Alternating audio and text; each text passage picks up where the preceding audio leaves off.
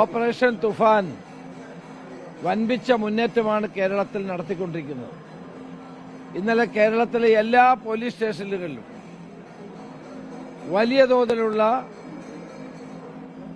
Search നടത്തി നൂറുകണക്കിന് ആളുകളെ അറസ്റ്റ് ചെയ്യുകയും മയക്കുമരുന്നുകൾ പിടിക്കുകയും ചെയ്തിട്ടുണ്ട്.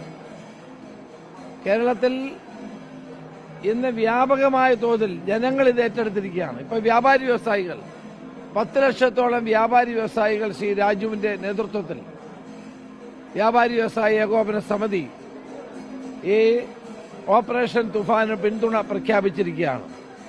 അങ്ങനെ സമൂഹത്തിലെ എല്ലാ തലങ്ങളിലുമുള്ള ആളുകൾ ഓപ്പറേഷൻ തുഫാനുമായി സഹകരിച്ച് മുന്നോട്ട് പോവുകയാണ്. കേരളത്തെ ഇന്ന് മയക്കുമരുന്ന് ഇല്ലാത്ത ഒരു സംസ്ഥാനമാക്കി മാറ്റുക എന്നുള്ളതാണ് ഞങ്ങളുടെ ലക്ഷ്യം.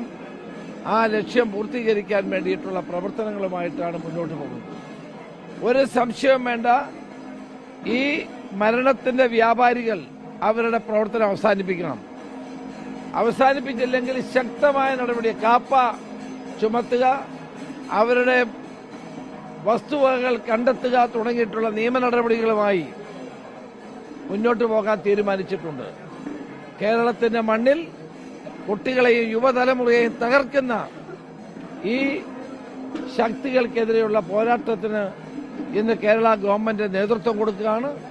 ഓപ്പറേഷൻ തുഫാനിലേക്ക് സഹകരിക്കാൻ തയ്യാറായ വ്യാപാരി വ്യവസായി ഏകോപന സമിതിയുടെ അധ്യക്ഷൻ ശ്രീ രാജു അടക്കമുള്ള 10 ലക്ഷത്തോളം വരുന്ന വ്യാപാരികളെയും വ്യവസായികളെയും ഞാൻ സ്വാഗതം ചെയ്യുകയാണ്.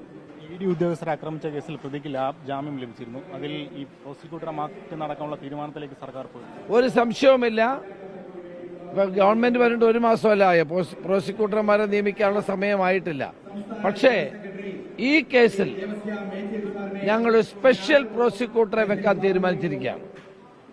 വിജ്ഞാപനം അടുത്ത 2 മണിക്കൂറിനുള്ളിൽ ഇറങ്ങും. കാരണം EDയെ ആക്രമിച്ച കേസ് വളരെ ഗൗരവമുള്ള കേസാണ്.